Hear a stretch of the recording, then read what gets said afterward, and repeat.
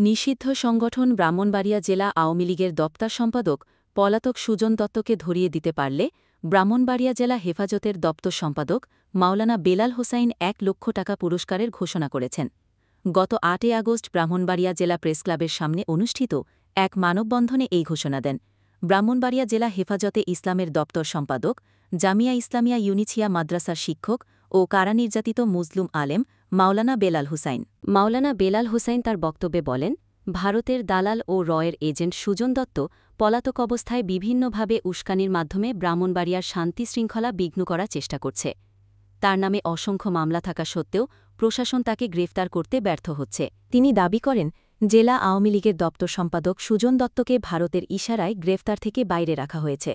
বক্তব্যের এক পর্যায়ে তিনি ঘোষণা দেন, পলাতক সুজন দত্তকে ধরিয়ে দিতে পারলে ১ লক্ষ টাকা পুরস্কার দেওয়া হবে। ভয়েস অফ ব্রাহ্মণবাড়িয়া, সংবাদে সারাক্ষণ।